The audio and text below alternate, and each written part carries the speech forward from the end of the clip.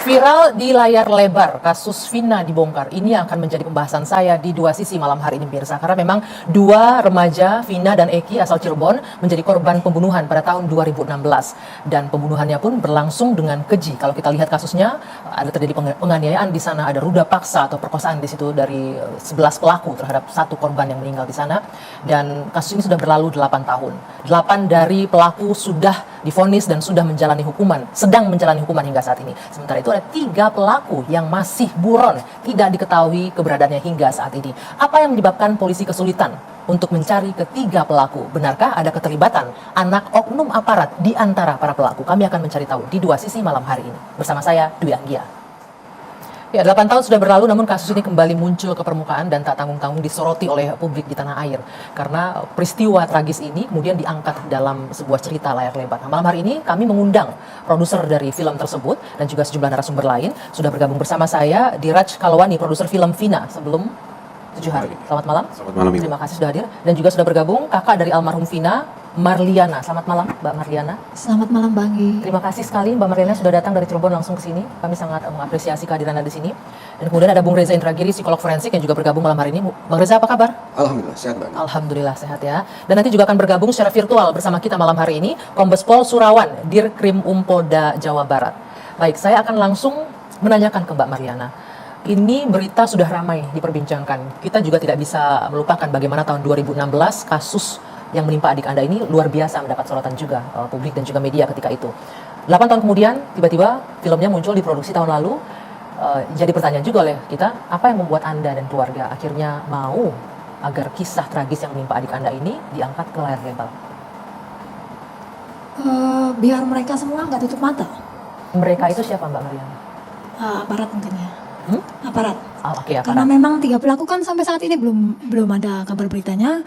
Makanya saya mengangkat film ini biar mereka nggak tidur, mereka buka mata. Ini 3 ini belum ada loh, belum ada kabar gitu. Dari 2016 sampai sekarang? Sampai sekarang tidak ada kabar. Polisi bahkan nggak mungkin ada update perkembangan penyelidikan? Tidak ada yang datang ke rumah untuk memberitahu perkembangan selanjutnya, tidak ada. Tapi di beberapa wawancara saya sempat menyimak Anda menyebutkan sempat didatangi juga oleh aparat. Ya itu kemarin, yang pas proses syuting itu, pas proses syuting, saya didatengin 2 orang. Dia mengaku sebagai aparat. Dia bilang untuk tidak dibikin film, seperti peringatan ya. Ketika proses syuting film ini? Ya, ketika proses syuting. Oke, sebentar saya ke Mas Diraj dulu. Film ini disyuting kapan? Diproduksi kapan? Tahun lalu. Tahun 2023. 2023 ya. Oke, ketika itu Anda sempat mendapatkan juga nggak peringatan seperti yang dialami? Jadi saya dengar dari tim saya, kebetulan saya lagi di Jakarta ketika syuting lagi jalan. Pertama ke rumah Ibu Marliana dan dari pihak Ibu Marliana bilang udah ke lokasi syuting aja. Di lokasi syuting mereka datang untuk beberapa menit ngobrol sama tim saya dan akhirnya mereka pulang. Yang diobrolin apa? Ingat? Mereka meminta skenario, data film dan menurut kami itu tidak bisa kita kasih karena itu kan production. Kita production house kan. Mereka datang membawa surat tugas nggak? Tidak membawa surat tugas. Oke. Dan mereka langsung pulang. Oke. Sedangkan ke Mbak Marliana apa yang disampaikan oleh petugas saat itu, Mbak? Cuman kayak gitu aja sih. Harusnya jangan dibuat film. Itu bikin nama kepolisian menjadi jelek. Saya bilang, saya di sini tidak ada menjelekkan pihak polisi ya. Saya hanya menuntut hak saya sebagai keluarga korban. Menanyakan 3 pelaku ini tidak ada kabarnya sampai saat ini. Gitu. Ketika Anda ngomong gitu, polisi jawab apa? Polisi nggak lama pergi sih. Tapi Anda sempat nanya nggak, Bapak dari mana? Ada surat tugasnya atau tidak? Dari Saya nggak langsung nanya kayak gitu. Cuman dia datang cuman mengaku sebagai intel aja. mengaku sebagai intel. Iya. Oke. Namun demikian proses produksi tetap berjalan ya. Sempat ada merasa khawatir nggak ketika tetap melanjutkan itu? Yang merasa khawatir ibu ya. Karena Karena apa, Mbak? gimana ini kalau manggil saya kan Neng ya. Gimana Neng? Nanti kalau ada apa-apa sama kamu gimana? Karena mama pikir udah kehilangan anak gitu. Jangan sampai nanti ada apa-apa nih sama kamu. Waktu itu saya sempat hubungin Mbak Puput juga karena saya juga merasa takut ya. Terus Mbak Puput itu siapa? Oke, dari PH ya. Oke, lalu? terus saya bilang ke Mbak Puput kan, kata Mbak Puput ya udah nanti jangan takut Mbak, ada kami gitu. Oke, tadi Anda bilang Anda ingin membangunkan mereka. Mereka tadi Anda bilang aparat karena sudah mendiamkan 8 tahun, 3 orang tidak kunjung berhasil ditangkap ya. Setelah ini diproduksi, Anda mulai merasa ada nggak progres bahwa penyelidikannya akhirnya dijalankan? Ada report atau update terkait kasus adik Anda? Ada, kemarin kami kedatangan dari Polda Jabar. Oke. Mereka datang terus memberitahu bahwa ini lagi diproses kembali. Yang datang siapa, Mbak Mariana? banyak sih, bilang dari Polda Jabar. Oke. Iya. Sedang diproses itu seperti apa? Disebutkan nggak? Enggak, cuman dia bilang kami baru menerima berkas pelimpahan, Mbak. Nanti ini insya Allah lagi didalami gitu. Berkas pelimpahan setelah 8 tahun. Boleh digunakan mereka. Setelah 8 Iya. tahun baru menerima berkas. Polisi Iya. mengaku seperti itu. Iya, baru menerima berkas pelimpahan. Mereka bilang seperti itu. Oke, oke. Baik. Nanti kita akan lanjutkan lagi, ini menarik nih. Sambil menunggu tersambungnya Dirkrim Polda Jawa Barat, kita akan coba konfirmasi apa sesungguhnya yang menyebabkan pelimpahan berkas ini tertahan hingga 8 tahun lamanya. Dan juga sudah bergabung bersama kita ini pengacara dari 5 orang terdakwa pembunuhan almarhum Vina. Ada Pak Jogi Nainggolan yang juga bergabung secara virtual malam hari ini. Selamat malam Pak Jogi, dan juga selamat malam Pak Surawan di Reskrimum Polda Jawa Barat. Saya ke Pak Surawan. Pak Surawan, tadi dari keluarga almarhum Vina menyebutkan salah satu yang menyebabkan ia termotivasi untuk ikut serta dalam produksi film ini adalah agar aparat terbangun gitu Pak. Aparat bangun karena setelah 8 tahun ini 3 pelaku lain masih belum tertangkap. Apa sebabnya Pak? Apa yang menjadi penyebab sebenarnya polisi kesulitan untuk menangkap ketiga pelaku lainnya yang hingga 8 tahun belum terungkap? Ya, yang pertama bahwasanya memang peristiwa ini untuk saksinya itu kan di antara mereka sendiri, Pak. Tidak ada saksi dari orang lain, sehingga pada saat mereka memberikan keterangan itu hanya menyebutkan nama panggilan saja bagi pelaku-pelaku yang sekarang masih DPO, sehingga untuk melacak identitas ini kami masih butuh tambah informasi lagi dari para narapidana yang ada. Melacaknya kesulitannya bagaimana Pak? Apakah kesulitan untuk mengenali 3 pelaku lainnya, tidak mengetahui identitasnya atau tidak mengetahui keberadaannya atau seperti apa Pak Surawan? Ya, jadi di antara mereka yang sekarang ini sudah ponis atau menjalani hukuman, mereka hanya tahu nama saja, tetapi tidak tahu dengan jelas tempat tinggalnya di mana, kemudian nama lengkapnya ini siapa. Sehingga mereka hanya memberikan ciri-ciri saja, dan itu mungkin perlu informasi-informasi tambahan terkait untuk pelacakan para pelaku ini. Jadi selama 8 tahun polisi kesulitan karena minimnya informasi itu saja? Ya, kita memang minimnya informasi itu aja. Kira. Karena ini kalau sebagai masyarakat umum kan melihat ini Pak, ini ke-11 orang ini merupakan satu geng motor. Artinya geng motor itu kan pasti mereka punya bonding yang cukup kuat ya Pak ya, kenal satu sama lain.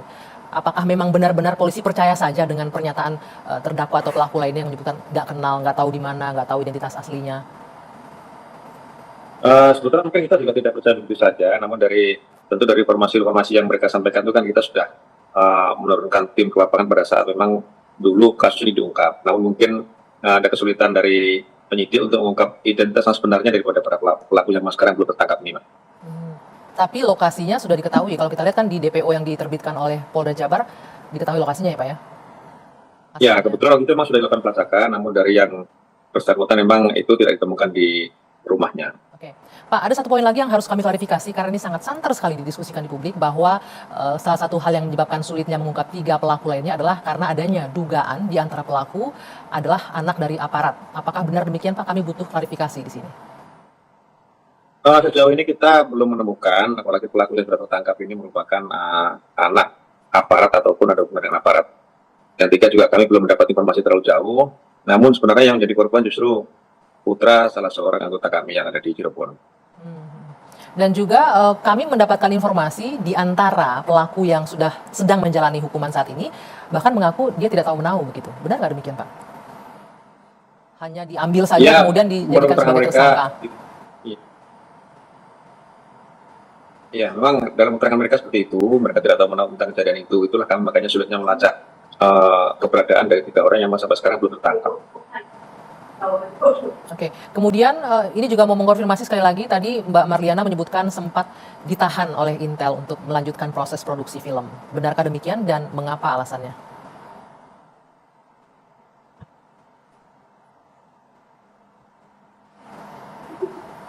Pak Surawan? Ya. Belum. Ya, oke, Pak Surawan. Tadi Mbak Marlena menyebutkan bahwa ketika proses produksi film ini sempat didatangi oleh Intel dari kepolisian menyebutkan agar tidak melanjutkan proses produksi film. Ya. Boleh tahu nggak Pak, kenapa polisi keberatan di produksi film ini? Kami justru belum tahu terkait informasi masalah itu. Kalau memang dari pihak keluarga ada yang tidak baik nanti juga memberikan informasi kepada kami ataupun melaporkan kepada kami, supaya kami bisa menelusuri dari pihak mana yang melarang produser maupun pihak keluarga untuk melakukan pembuatan film ini, Pak. Mbak Marlena boleh disampaikan tadi dari pihak mana persisnya? Langsung. Saya persisnya kurang tahu ya. Hah? Cuman dia menyebutkan bahwa mereka itu Intel. Mereka itu intel? Iya. Nggak menyebutkan dari Polda mana atau Polres Tidak. mana? Oke. Hanya sampai informasi seperti itu aja Pak Surawan yang diterima dari intel gitu Iya. menyebutkannya. Iya. Ya mungkin nanti pihak keluarga bisa memberikan keterangan lebih lanjut terkait ciri-ciri mereka, kemudian kapan kejadian itu terjadi, supaya kami bisa melakukan pelacakan terhadap orang-orang yang melakukan intimidasi ataupun pelarangan pada saat melakukan pembuatan film ini, supaya kami juga bisa mengetahui dari pihak mana mereka, terus tujuan mereka untuk apa. Gitu. Nanti mohon dari pihak keluarga juga memberikan informasi lengkapnya pada kami supaya kami bisa menelusurinya nanti. Oke. Nah Pak Surawan, boleh nggak mungkin dielaborasi sedikit lagi? Dari ke-11 pelaku itu masing-masing pasal apa yang diterapkan ke para tersangka? Rata-rata mereka terkena pasal 340 juga 338. Jadi di antara 8 tersangka itu 7 diantaranya vonis seumur hidup, kemudian satu lagi vonis 8 tahun karena memang pada saat kejadian itu masih di bawah umur ya. Dan sekarang dia sudah keluar dari empat. Sementara untuk yang 3 lainnya ini? Untuk yang 3 ini mungkin nanti kita kenakan dengan pasal yang sama, tergantung nanti pada saat kita sudah mendapatkan ketiganya, nanti kita lihat dari hasil pemeriksaan mereka, keterlibatan mereka, apakah mereka memang sebagai yang menyuruh melakukan atau mereka pelaku atau turut serta, nanti kita lihat dari pemeriksaan ketiganya, Pak. Oke, baik. Pak, ini kan 8 tahun berlalu, kenapa baru ramainya menerbitkan DPO ini sekarang Pak Surawan? Kenapa nggak sebelumnya juga diterbitkan DPO jauh-jauh? Itu sudah dulu. DPO sudah ada dari dulu itu DPO-nya. Memang dari pihak kepolisian tentu tidak semudah apa yang dibayangkan untuk menangkap seseorang. Jadi kita perlu upaya-upaya penyelidikan untuk penyidikan, kemudian juga informasi lengkap dari saksi maupun dari korban, kemudian juga dari keluarga korban. Namun dari beberapa video yang ada memang belum mengarah pada pelaku yang kita cari, Pak. Bukan berarti kita diam selama ini. Ini mungkin juga otokritik untuk aparat ya Pak ya, karena ini saya hanya menyampaikan apa yang diperbincangkan di sosial media terutama. Ini polisi ketika menangkap teroris aja bisa itu sampai ke sel-selnya, bahkan diketahui belum bom meledak atau baru meledak bisa diketahui. Kenapa geng motor aja sulit sekali polisi untuk mengungkapnya? Ya sebenarnya semua tinggal nunggu waktu, Pak. Tidak ada kejahatan yang sempurna. Selain kita mau berusaha untuk bekerja, untuk mengungkap yang memang belum terungkap, yang mudah-mudahan kami mendapatkan jalan untuk menangkap ketiganya. Nah langkah selanjutnya tadi disebutkan akan ada pelimpahan berkas ya Pak ya, kemudian apa lagi yang akan dilakukan?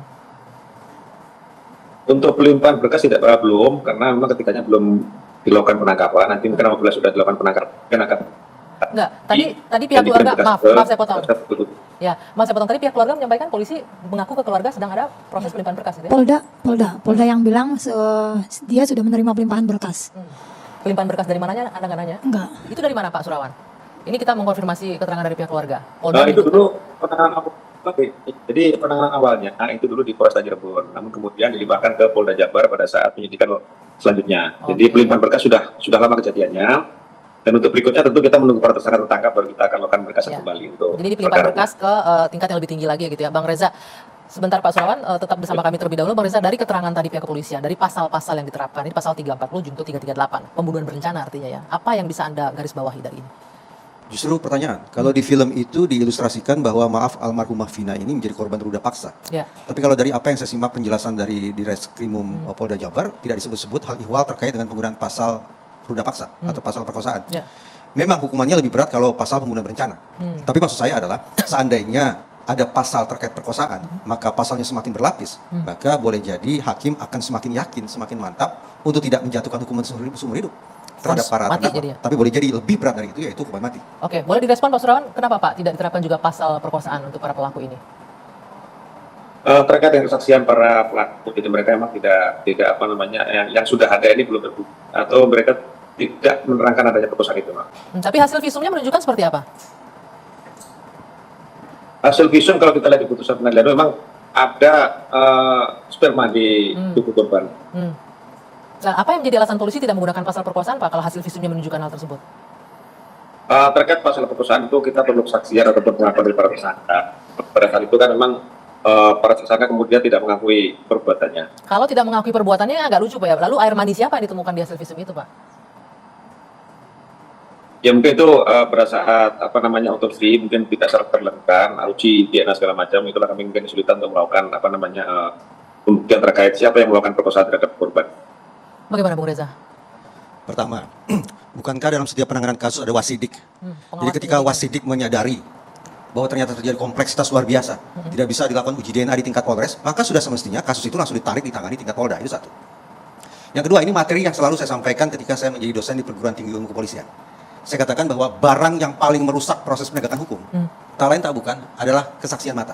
tak lain tak bukan adalah pengakuan. Ya. Berulang kali Pak Direskrimum tanda petik menyalahkan terkait dengan masalah pengakuan. Kenapa 3 orang pelaku tidak kunjung tertangkap? Karena berdasarkan pengakuan para Pelaku pelaku, lainnya. mereka hanya tahu nama panggilan saja, tidak lebih dari itu. Berikutnya, kenapa tidak dikenakan pasal perkosaan? Karena berdasarkan pengakuan pelaku, Tidak ada. yang melakukan perkosaan. Ya, oke. Nah, kalau kemudian itu yang menjadi argumentasinya, maka sudah. Saya ingin mengatakan, inilah wujud betapa teman-teman paling tidak di jajaran Polda Jabar tidak sungguh-sungguh menginsafi bahwa pengakuan, bahwa keterangan adalah sekali lagi barang yang paling merusak proses pengungkapan kebenaran. Oke, tidak Paling sungguh-sungguh. mengganggu proses pengungkapan kasus hukum. Oke, tidak sungguh-sungguh apa tadi yang disebutkan? Pengakuan, Hah?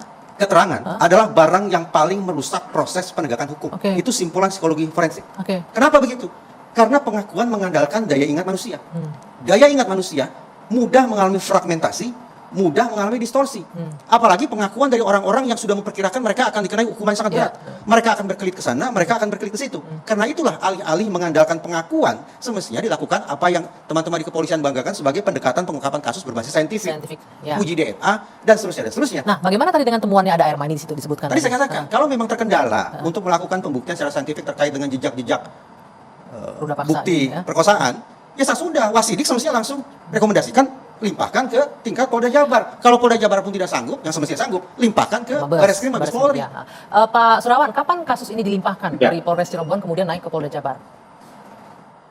Jadi mungkin untuk penanganan lebih lanjut saja Mbak, barangkali begini ya. Sekarang kita fokus terhadap pencarian ketiga tersangka dulu. Baru nanti kita sambil pelajari, karena juga mungkin saya juga baru pelajari baru-baru ini. Nanti kita akan bedah kasusnya secara rinci. Apa yang terjadi pada saat itu sehingga kita juga bisa pelajari. Artinya sekarang kita fokus dulu untuk mencari ketiga tersangka ini yang masih belum tertangkap ini. Tapi yang disampaikan Sehingga psikolog nanti forensik ketahuan tadi siapa menarik. pelakunya. Ya. Ya. Pak Surawan, maaf. Yang disampaikan oleh Bang Indra tadi menarik sebenarnya. Ketika pengakuan tidak didapatkan, tapi sementara ada bukti Ya. lain. Bukti sperma itu kan sudah sangat kuat, Pak. Itu kan nggak muncul tiba-tiba. Artinya ada yang aktivitas seksual di sana, begitu kan? Apalagi yang nggak bikin polisi nggak yakin untuk Ya. menerapkan pasal perkosaan. Nanti kita pelajari berkas apakah di dalam pada saat itu memang diuji DNA-nya sperma yang ada di tubuh korban atau tidak. Sehingga kita bisa menentukan bahwa sperma itu identik dengan DNA si A atau si B. Memang kita kan juga bukan pengakuan semata, kesaksian juga penting. Artinya tidak ada saksi yang menerangkan juga kita kesulitan. Pada saat itu Dari 8 tahun bukti, lalu tidak dilakukan, Pak, pengujian atau tes itu. Nah, kami belum cek lagi apakah pada saat itu dilakukan uji DNA terhadap sperma yang memang ada di tubuh korban. Kalau memang ada indikasi perkosaan, itu yang belum kami Enggak. pelajari lebih jauh. Pertanyaan saya, ketika visum kan ditemukan adanya di otopsi ditemukan ada sperma di situ. Pada saat itu polisi tidak ada terpikir inisiatif untuk ngecek ini punya siapa ini dites pada tahun 2016 itu. Ya itu nanti kami cek. Karena kita juga baru pelajari kasus ini, belum lama kita pelajari, nanti kita pelajari banyak. Sekarang kita fokus dulu untuk mencari ketiga tersangka yang belum tertangkap. Oke. Sehingga nanti bisa kita terbuka keterangan-keterangan para tersangka. Baik. Karena saksi kita juga minim dari luar, kesaksiannya hanya dari mereka sendiri. Jadi di antara mereka yang memberikan kesaksian. Ya. Kalau dari memang uji DNA itu belum ada, kita kan butuh kesaksian. Nah, saksi sekarang belum ada yang menerangkan seperti itu. Oke, baik. Kita akan lanjutkan perbincangan ini. Apa kemudian yang bisa memudahkan aparat kepolisian untuk mencari di mana keberadaan 3 orang ini? Akan langsung ke Pak Jogi Nainggolan, pengacara dari para terdakwa, 5 orang terdakwa. Pak Jogi, Anda mewakili kuasa hukum dari 5 orang terdakwa. Dari kelima terdakwa yang Anda wakili ini, mereka diterapkan selain pasal 340 ada pasal perkosaan nggak? Saya hanya ingin mengkonfirmasi ini. Tidak ada. Tidak ada. Ketika di persidangan Anda tentunya mendampingi ya Pak Jogi ya? Betul. Ada keterangan dari pelaku nggak menyebutkan bahwa ada di antara mereka yang melakukan perkosaan? Justru mereka para klien kami ini tidak mengenal daripada korban kedua-duanya. Dari 5 yang Anda wakili? Ya, termasuk yang 3 orang lagi yang sudah divonis. Alasannya nggak mengenal gimana? Mereka ada di lokasi atau tidak? Bukan, makanya bisa saya jelaskan. Sebentar, Pada bukan ini, tanggal- Pak Jogi sebentar. Ya. Bukan ini para pelaku yang Anda wakili 5 orang ini tidak berada di lokasi kejadian? Bukan. Kenapa kalau tidak ada di lokasi, kenapa bisa jadi terdakwa dan menjalani hukuman? Inilah kejanggalan yang perlu diungkap dan terima kasih kepada produser film. Momen inilah yang penting disampaikan kepada masyarakat luas bahwa klien kami adalah korban rekayasa hukum yang dilakukan oleh penyidik Polres Cirebon Kota. Sebentar, Jadi ini saya tuduhan yang tegaskan, serius jadi- loh. Apa buktinya Anda mengatakan ini adalah rekayasa penyidik Polres? Oke? Hah? Bisa saya jelaskan? Ya, silakan. Oke. Nah, di malam kejadian, klien kami bersama teman-temannya itu sedang berada di sebuah gang di depan rumahnya Ibu Nining. Mereka adalah para buruh kasar, pekerja bangunan, yang tidak ada hubungannya dengan geng motor. Dan di malam itu, karena mereka terdengar agak gaduh, suaranya oleh pemilik rumah Ibu Nining, mereka disuruh untuk meninggalkan tempat. Sehingga, kesemua mereka itu berjumlah kurang lebih ada 9 orang, berpindah ke rumahnya Pak RT. termasuk juga anaknya Pak RT, namanya Kafi. Dan di sana mereka tidur sampai besok paginya. Sedangkan peristiwa kejadian ini di malam itu juga yang jaraknya kurang lebih 1 kilometer dari tempat mereka duduk. Ini yang tidak diungkap oleh kepolisian. Itu semua punya alibi ya untuk keterangannya itu? Betul, ada saksi. Ada saksinya. Oke, saya mau ke Ada Pak, saksi. Pak Surawan. Pak Surawan, apa tanggapan Anda bahwa ini merupakan rekayasa perkara yang dilakukan oleh Polres Cirebon? Sayang sekali Pak Surawan meninggalkan diskusi kita malam hari ini terputus ya. Oke, sebentar Pak Jogi, saya mau ke konfirmasi dulu ke Mas Diraj. Mas Diraj, tadi disebutkan bahwa tidak diterapkan pasal perkosaan, hanya 340 pembunuhan berencana dan 338 pembunuhan. Tapi dalam film yang Anda produksi, di situ ada adegan bahwa Vina diperkosa oleh para pelaku. Itu berdasarkan apa Anda membuat skenario? Saya bicara dari koridor film. Ya. Tim saya dan saya kan kita wawancara, kita cocokin media pada tahun 2016 dan wawancara keluarga. Ya. Dan keluarga bilang bahwa di persidangan ada hasil yang dinyatakan diketemukan sperma. Oke. Itu kan jelas pemerkosaan kalau Jadi ditemukan hanya dari sperma. pernyataan pihak keluarga di persidangan. Pernyataan pihak keluarga dan video viral saya, yang dimana temannya Vina merasuki almarhum merasuki Linda. Itu jadi sama berita-berita media yang tahun 2016 itu semua jadi materi buat kita untuk kita ke penulis gitu. Tapi kan ini hanya keterangan dari keluarga pengadilan. Anda juga risetnya sampai sejauh melihat berkas perkara dan lain-lain nggak untuk Lebih ke mengkonstruksi keluarga film? karena keluarga udah meyakinkan bahwa di persidangan itu ketika diotopsi ada diketemukan sperma. Kan jelas kalau diketemukan sperma berarti kan terjadi pemerkosaan kan. Ada aktivitas Ada seksual. aktivitas sensual. Oke. Nah kemudian berarti berdasarkan keterangan keluarga, hasil riset media, maka inilah yang menjadi konstruksi cerita yang Anda Iya. bikin ya. Nah, boleh saya dijelaskan apa yang menjadi motivasi dari production house untuk mengangkat kasus ini? Apakah hanya sekedar untuk mencari profit atau memang ada motivasi lain? Enggak, saya nggak tahu filmnya akan sesukses ini pada saat saya mau produksi kan. Saya melihat dari kasus ini ada 3 awareness yang kita mau angkat dalam film ini. Apa aja? Kesatu itu mengenai bully, bahayanya bully. Oke. Kedua mengenai geng motor liar. Ketiga mengenai pergaulan. Jadi itu yang mendorong saya bahwa awareness ini kita harus kasih tahu ke publik gitu. Dan kalau dari keluarga mengizinkan saya untuk memproduksi ini karena mereka udah mentok. Mereka berharap bahwa mungkin dengan adanya film ini kasus ini akan dibuka kembali gitu. Nah Mbak Bardiana, dengan tadi polisi menyebutkan ini kan dilimpahkannya dari Polres ke Polda sekarang yang menangani ya. Sejauh mana Anda optimis bahwa ini akan ada titik terang untuk mendapatkan 3? Kalau kita mendengarkan tadi pernyataan dari pihak kepolisian ya. Saya sangat optimis ya, karena memang dari rakyat juga banyak yang mendukung juga. Jadi saya sangat optimis untuk ketiga pelaku ini. Oke, Bang Reza, kita mendengarkan tadi, sayang sekali ini Pak Surawan tidak bisa lagi bergabung bersama kita terputus. Tapi Anda sebagai psikolog forensik dan juga pengajar ya di PT IKA, artinya sedikit banyak mengetahui lah bagaimana proses penyidikan itu berjalan ya. Tadi Anda menyebutkan harusnya ada wasidik.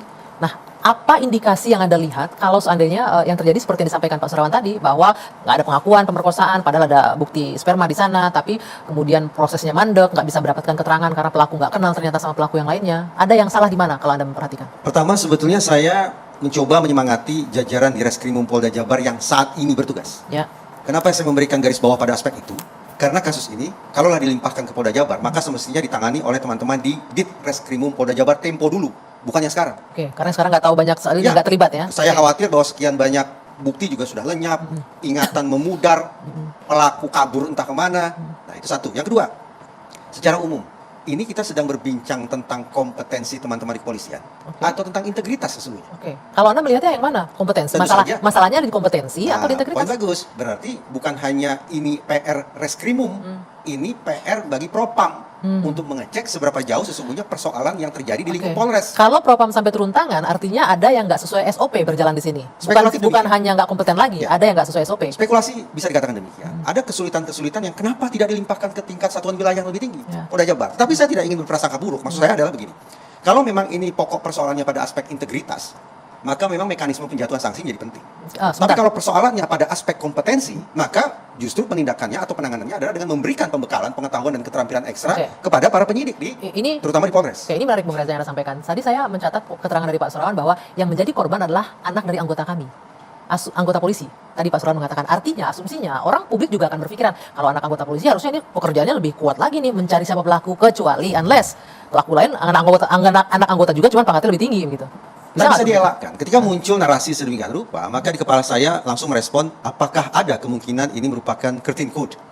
Curtain Code atau diterjemahkan dalam bahasa Indonesia secara bebas adalah kode tirai. Apa itu kode tirai atau Curtain Code? Curtain Code menunjuk pada sebuah istilah di mana sesama otoritas, sesama personel penegakan hukum memang punya subkultur menyimpang, yaitu menutupi kesalahan, aib, penyimpangan atau hal-hal negatif lainnya yang dilakukan oleh sejawat maupun keluarga mereka. Subkultur menyimpang artinya ini sudah menjadi kebiasaan atau Kenapa saya kayak katakan- aturan tak tertulis begitu? Tepat, istilah ini tidak datang dari Indonesia ya. Istilah ini sudah mendunia. Bahwa di sekian banyak lembaga penegakan hukum ketika dilakukan kajian, memang ada yang namanya Curtain Code. Oke. Curtain Code ini yang diterjemahkan ke dalam bahasa Indonesia bisa disetarakan dengan jiwa korsa menyimpang. Kekompakan iya, tetapi kekompakan untuk menutupi hal-hal yang sesungguhnya negatif. Berarti apa? Ada kemungkinan isu pidana susulan. Isu pidana susulan Iya, bagi bukan hanya pidana yang berkaitan dengan almarhumah Vina, tetapi siapapun yang mengetahui ada peristiwa pidana ini, tapi kemudian memilih cara untuk menutupinya, itu menjadi persoalan pidana. ini kita mengingat membawa memori kita ke kasus yang rame 2 tahun lalu ini ya. Apa itu? Kasus Verdi Sambo yang juga ada upaya penutupan dan lain-lain begitu ya. Obstruction Anda melihat of justice ya, dan seterusnya, dan yes, seterusnya. ada obstruction of justice. Anda melihat ada arah ke sana juga. Saya sekali lagi tidak mau berprasangka. Saya memilih untuk memberikan PR tambahan bagi Tapi teman-teman kalau jiwa kepolisian. korsa yang negatif artinya bisa jadi ke situ ya. Tadi saya katakan, PR tambahannya Oke. adalah ini boleh jadi bukan hanya tugas reskrimum yang harus turun, tapi tugas propam yang juga harus turun. Untuk Oke. mengecek apakah pokok persoalan masalah ini ada pada aspek kompetensi saja, Oke. ataukah sudah pada tataran integritas para penyidik di lapangan. Oke, baik. Bung Reza, menarik sekali pernyataannya. Mbak Marliana, tadi dari para pelaku yang merupakan teman ya permainan ini, saling mengenal. Dari pihak keluarga ada yang punya informasi nggak atau tahu atau kenal dengan di antara 11 orang ini? Kalau keluarga sih nggak mengenal ya, nggak mengenal yang 3 ini nggak mengenal. Cuman saya sempat menanyakan kepada sahabatnya yang kemasukan itu bahwa dia tuh memang temennya, pelaku tuh teman si korban, Pelaku, teman si korban, pelaku yang atas nama siapa? ya yang masuk di tahanan, ya Ditahan apa di DPO? tahanan termasuk DPU juga semua. Oh, tadi Jadi pengacaranya satu bilang nggak kenal. tongkrongan Oh, gitu, kata si temannya almarhum ya, oke. gitu. Dia cuma ngasih tahu bahwa mereka tuh satu tongkrongan. Bahkan saya sempat dikasih tahu juga suruh cari informasi di salah satu tempat. Cuman saya nggak berani kan, karena saya punya anak kecil nih. Saya takut ada risiko Siapa yang apa-apa. suruh cari? Ngasih tahu informasi bahwa kalau mau cari informasi tentang pelaku yang DPO itu ke tempat itu aja mbak gitu. Di mana itu tempatnya? Di warung, sebuah warung. Jadi suka Masih di daerah Cirebon. masih. Oke. Cuman saya mau cari ke situ kan, saya takut resiko ya. Ya. Oke. Saya mau ke Mas Diraj. Mas Diraj, dari proses produksi yang Anda buat, ini kan dari kacamata keluarga almarhum Vina. Sementara kan ada 2 korban yang meninggal di sini. Ada Vina dan ada Eki, temannya juga. Sempat mencoba juga nggak untuk meminta keterangan? Atau selain itu juga minta keterangan juga nggak dari polisi? Kan karena ini beredar kabar kita itu santer ya, ada keterlibatan. Kita coba ke keluarga Eki juga, tapi dengan hormat mereka bilang, keluarganya bilang nggak mau diangkat jadi film. Alasannya kenapa? Alasannya luka kembali. Udah 6 tahun yang lalu tidak mau ingat kembali. Hanya alasan itu, dan kita respect dengan alasan itu ya. Jadi Dan kita fokus Anda ke percaya Vina. saja dengan alasan itu? Atau Anda punya indikasi lain, informasi lain yang... Tim saya pada saat itu ya pasti kita punya indikasi lain, maksudnya kita juga udah dengar bahwa ini masalah geng motor lah yang kita dengar gitu, dan nama geng motor juga kita tahu, tapi kita samarin di film gitu. Ada keterkaitan yang lain-lain yang dikumpulkan oleh tim Anda yang mungkin ada indikasi bahwa ini keluarga Eki, almarhum Eki takut bicara atau terintimidasi misalnya? Enggak, waktu pada saat itu kita berpikirnya bahwa ya mungkin dia emang nggak mau luka lama dibuka kembali gitu. Oke. Baik. Saya mencoba untuk kembali bergabung dengan Pak Surawan. Ya, Pak. Ya, Pak Surawan. Ya. Ini karena berita mengenai pembunuhan ini kembali viral sekarang, apalagi diangkat ke layar lebar. Ya. Dan kami paham teman-teman Ya. di Polda Jawa Barat ini sedang disorot oleh publik banyak. Dan mungkin Ya. tadi Bang Reza juga, saya sepakat dengan Bang Reza, agak tidak fair juga ya kalau ditagih ke Dirkrimum yang bertugas saat ini, karena harusnya yang pada peristiwa itu terjadi ya. Namun demikian, sebagai institusi, publik mempunyai, khususnya keluarga mempunyai harapan besar terhadap polisi. Apa nih Pak Surawan yang bisa dilakukan ke depannya? Ya. Langkah apa? Ya, memang kami punya tanggung jawab besar juga, Mbak, antara terkait kasus ini, bahwasanya kita dari Polda Jabar akan berusaha semaksimal mungkin untuk memenuhi apa yang menjadi harapan dari pihak keluarga. Saat ini tim kami, baik itu tim lapangan maupun penyidik, sedang bergerak di wilayah Cirebon untuk menelusuri keberadaan dari 3 pelaku yang belum tertangkap. Tentu harapan kami adalah keluarga juga memberikan banyak informasi terkait dengan hal ini, sehingga kami mempermudah kami dalam melakukan pelacakan kepada para pelaku yang sekarang belum tertangkap. Oke. Nah Pak, ada juga yang saya ingin konfirmasi ke Anda, tadi pernyataannya Bang Reza bahwa ada 2 indikasi sebenarnya kenapa peristiwa ini bisa mandek sampai 8 tahun. Yang pertama adanya inkompetensi dan juga masalah integritas di sini. Bahkan ada harusnya kemungkinan Propam juga terlibat Bang Reza ya, begitu ya, dalam penanganan kasus ini untuk yang periode sebelumnya Ya, gitu. kemungkinan pokok persoalannya ada pada aspek kompetensi ataukah pada aspek integritas. Kalau ternyata persoalannya ada pada masalah integritas, maka mekanisme sanksi yang perlu dijatuhkan. Oke. Tapi kalau problemnya ada pada kompetensi, maka diklatlah tempat untuk bagi para penyidik memperkuat kompetensi mereka. Bagaimana Pak Surawan, bahwa ada mungkin dua pilihan nih, ada dua kemungkinan, bukan pilihan, dua kemungkinan adanya Ya. inkompetensi dan juga masalah integritas, terutama tim penyidikan Ya. yang menangani kasus Masalahnya. itu. Ya, untuk masalah itu nanti kita kita akan lebih lanjut. Pada prinsipnya dari kita kan sekarang bagaimana kita fokus dulu untuk mencari para pelaku ini. Oke. Nanti bagaimana untuk terkait dengan kompetensi dan sebagainya itu mungkin sambil jalan kita akan lakukan analisa dan evaluasi terkait penanganan kasus ini karena mungkin sudah waktu yang cukup lama juga dan perjalanan cukup panjang. Intinya sekarang dari kami dengan sepenuh hati dan semaksimal mungkin melakukan penyelidikan maupun penyidikan lebih lanjut untuk menemukan para tersangka yang memang belum tertangkap ini. Satu yang menarik Pak, saya ingin sampaikan juga tadi Pak Jogi, pengacara terdakwa menyebutkan 5 terdakwa yang diwakilinya tidak tahu dengan korban dan punya alibi yang kuat masing-masing bahwa di malam itu tidak berada di TKP. Apakah ini juga akan jadi lead untuk penyelidikan selanjutnya? Ya, nanti kami pelajari lebih lanjut terkait dengan keterangan mereka dalam pemeriksaan karena memang ada perbedaan keterangan mereka pada saat dilakukan pemeriksaan di Polresta Cirebon kemudian juga di Polda Jabar. Nanti akan kita evaluasi semuanya, berita acara pemeriksaannya sudah dilakukan oleh penyidik sehingga nanti kita bisa menutupi apa yang menjadi kekurangan-kurangan untuk menyempurnakan berkas perkara yang akan datang. Oke, baik Pak Surawan, terima kasih sekali untuk waktunya bergabung bersama Dua Sisi malam hari ini. Kami sangat menghargai waktu Anda dan juga keterangan Anda malam hari ini di Dua Sisi. Juga Pak Jogi Nainggolan, pengacara dari para terdakwa. Seperti yang disampaikan, ini pihak polisi akan lebih hati-hati dan mengevaluasi proses penyidikan kemarin. Murza, terima kasih sudah bergabung.